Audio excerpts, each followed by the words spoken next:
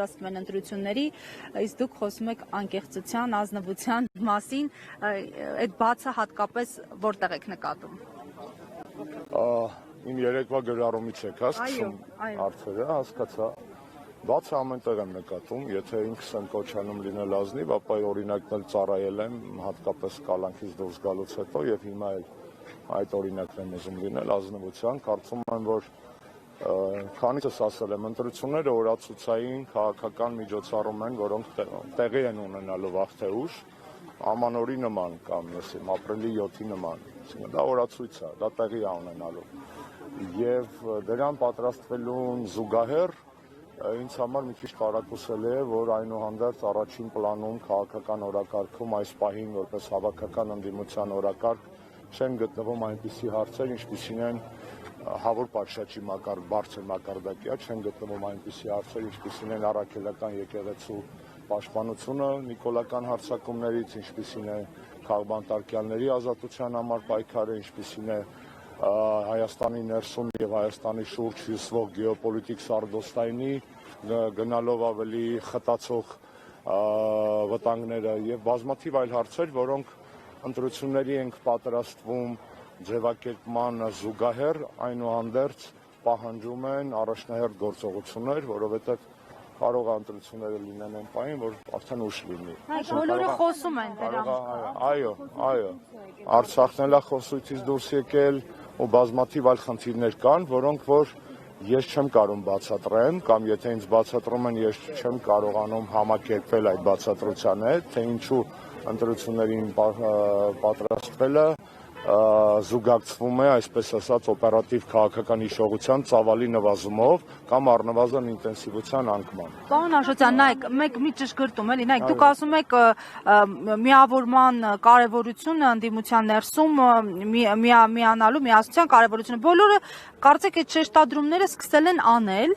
բայց այդպես էլ մենք միավորման, միասնականության չենք տեսնում։ Ազնիվ խոսում ենք, նախ եկեք բառապաշարը հստակեցնենք, որտեղ միավորումը մի բան է, միասնությունը այլ բան է։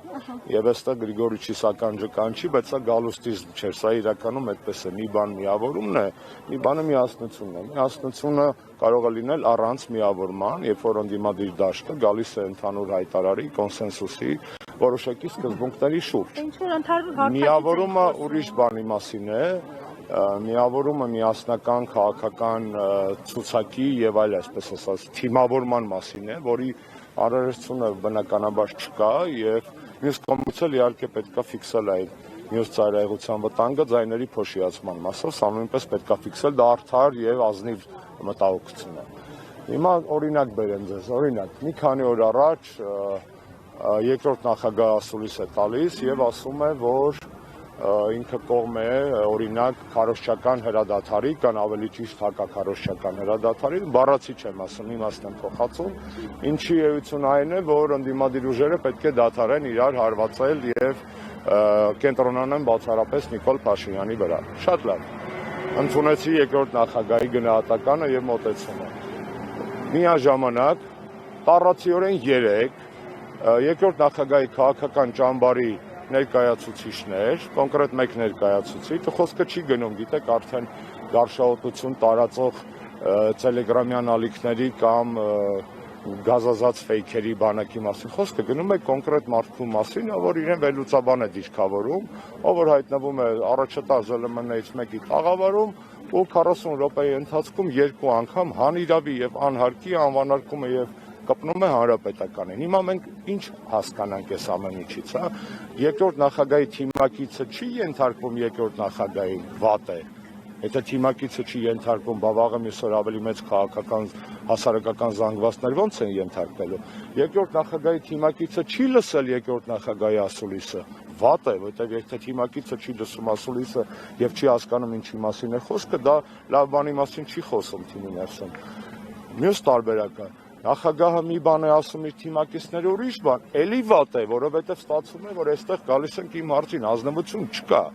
Եվ սա վառ օրինակ է, ավելի բաց ասեմ, ես այդ երեկվա հարցազրույցից հետո գրեցի, որ ազնվության պակաս կա։ Եկեք անենք այն, ինչ որ ասում ենք եւ խոսենք նրա մասին, ինչ որ անում ենք, եւ խոսքի եւ գործի միջև չլինի այն խոր անդունդը, որը որ հիասթափեցնում է ոչ միայն ընդդիմադիր դաշտի հիմնական դերակատարներին, ինչպիսին օրինակ հանրապետականն է, այդ հələ ոչինչ հիասթափեցնում է հասարակությանը, ինչի իրավունքը հատկապես այն ուժերը, որոնց ուշք ու միտքը արդեն բացառապես ընտրություններն են, զուտ էլեկտորալ տեսակետից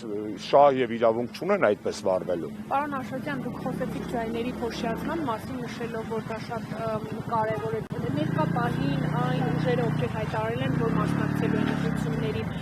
ում եք համարում, որոնց եք համարում, որ ունակ են ձայները։ Ես համարում եմ, որ դա արդիական հարց է, բայց այդ հարցի պատասխանը առնվազն իմ շուրթերից կոռեկտ չէ, որովհետև մենք քիչ ենք, բայց մեզ հանրապետական են ասում, մենք մեզ ոչ մեկից չենք գերադասում։ Հետևաբար իմանալով եւ մեր արժանինքները բազում եւ որոշ մարդկային թուլություններ ներելի որպես կանոն այլևս ես կարող եմ ասել, որ ճիշտ չեմ համարի իմ գործընկերների մասին, որոնց մի մասը ընկերներ են հրապարակավ խոսելու։ Կարծում եմ դա իրենց թիմերի եւ քաղաքական վերլուծաբանների հարցն է, մատնանշել հարցը։ Եթե կարիք լինի անձնական զրույցներում խոսեմ, բայց կներեք ինքս ասեցի եւ ինքս եմ ուզում շարունակել, այսօր առավոտյան արթնացանք, այսպես ասած, զարհուրելի հերթական լուրով Արշակ Սրբազանի կալանքը եւս 2 ամսով երկարաձգել է։ Դա պարզապես խայտառակություն է այդ զավեշտի գործով։ Երբ որ կողքը դնում ես այդ ԵԽԽՎ մոնիտորինգային զեկույցի վերջերս հրապարակածը, դա պարզապես ու արդեն չես զարմանում, թե լավ, այսպես ասեմ, երբեք այդ խորհրդարանական ձևաչափի հայերեն հապավման մեջ այդքան խեները արդարացված չեն եղել։ Շատ տեղին է ԵԽԽ աբրևիատուրան հաշվի առնելով իրենց կույր, համր եւ խուլ վիճակը ներկայիս քաղաքական խայտառակ իրավիճակին Հայաստանում։ Պետք է շարունակել իրենց հանդեպ ճնշումներ գործադրել միանշանակ։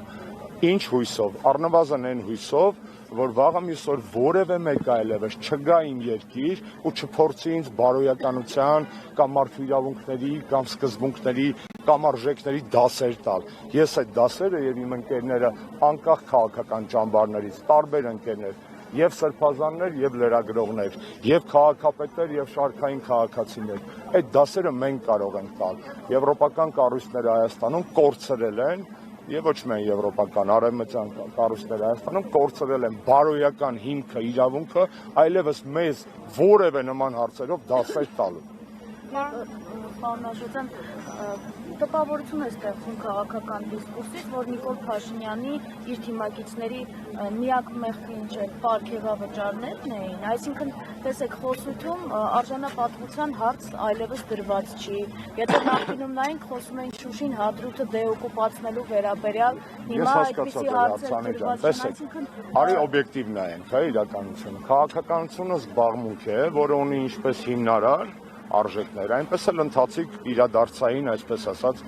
անդրադառնալու կարիք։ Ձեր ասած տոնայնության փոփոխությունները կան դեպի պարգևավայր, այս վերջի սեզոնին, հա, այսինքն դա այն տրենդի խնդիրն է, ոչ թե խորքի։ Ես համաձայն եմ ձեզ հետ եւ դրանից սկսեցի մեր զրույցը, որ տրենդից զատ մենք պետք է գնահատենք նաեւ չմոռանանք խորքի մասին, չմոռանանք այն ամեն ինչի մասին։ Իհարկե,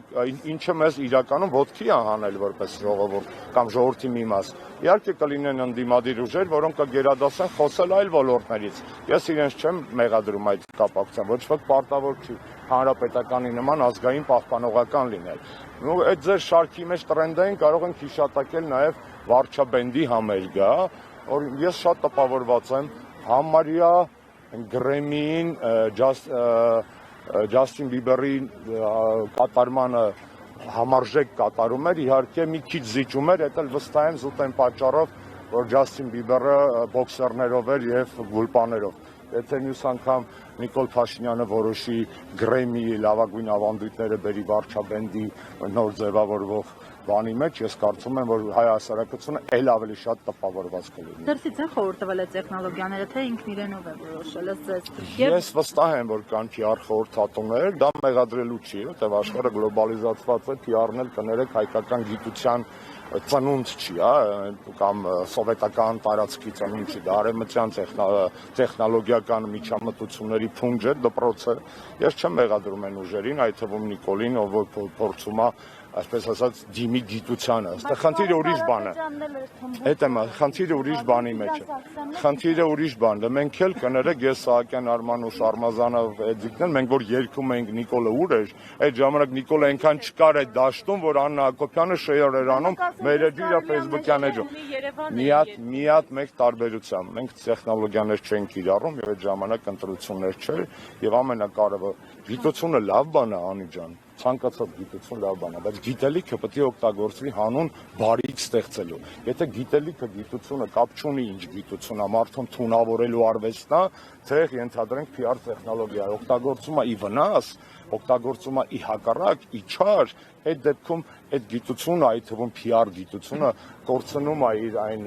համբավը, այն կոչումը, ինչի համար, այն առաքելությունը, ինչի համար այն կոչված է։ Եվ ազդեցությունը, որովհետև ակնհայտ է, ես քեզ կատակ տենց Հեգնեցի Ջասթին Բիբերի, այսպես ասած, եւ Նիկոլ Փաշինյանի զուգահեռների վրա, բայց դառը ճշմարտություն կա այդտեղ, էլի ես չեմ զարմանա, որ մի օր էլ Նիկոլը որոշի, այո, ընդօրինակի ենթադրենք Բիբերի սցենիչսկի օբրազը, էլի։ Պարոն Աշոտյան, Էսթետիկայի մասին չենք խոսում, որտեղ երգել այդ նվագելներ, երգերն էլ արդեն բավարար էր, որ էսթետիկայի մասին առհասարակ մոռանալ։ Արցախի խոսույթի մասին նշեցիք, որ մեր օրակարգից դուրս է մնացել, Նիկոլ Փաշինյանը ամեն անգամ երբ անդրադառնում է Արցախյան հարցին, նշում է, որ ես մեր հայրենակիցներին ասել եմ, որ Ղարաբաղյան շարժումը չպիտի գոյություն ունենա եւ եթե համաձայն չեք, հեղափոխություն արեք եւ ասում աշխարհում չեք գտնի որևէ մեկ այլ ղեկավարի, ով կասի, որ դուրս եկեք հեղափոխություն արեք, եթե համաձայն չեք։ Հիմա արցախցիները պիտի հեղափոխություն անեն կամ պիտի դուրս գան փողոց։ Ստոպ։ Կներես որ ստոպ եմ ասում։ Դա արցախցիների խնդիրը չի միայն։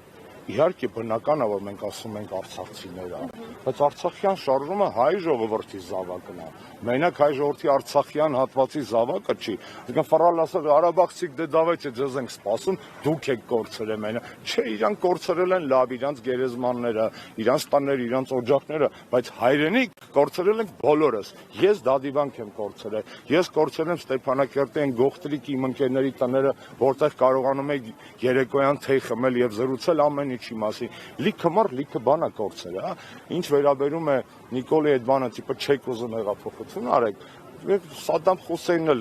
վստահաբար որ նայեմ իր հինգելույթները կգտնեմ մի տես կտոր, որտեղ ասում էր դե բանը չաղ ու բախտավոր է Իրաքի ժողովուրդը, եթե տես չլներ ինձ կհանեին։ Վստահ եմ Քադաֆին էլ, որ իր շատյորները խփում էր Փարիզի Մարսի դաշտերում կամ Ելիսեյան դաշտերում, վստահաբար հաստատ նման մի բան ասած կներ։ Այսինքն այդ բոլորը այնպես շուտ է անցնում, հա,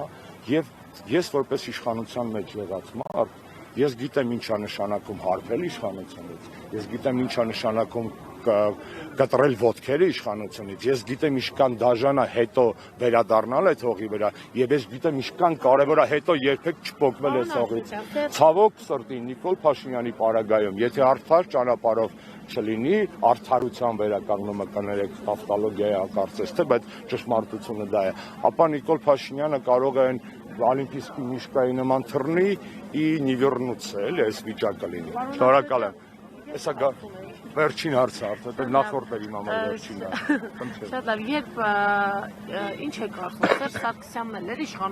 իրականությունից կտրված, երբ ասում էր ինչքան ուզենք այդքան կխփենք։ Սա եւս իրականությունից կտրվելու մասին է խոսքը։ Շատ առաջին հայացքից այնպես լավ հարց եք տալիս, իրականում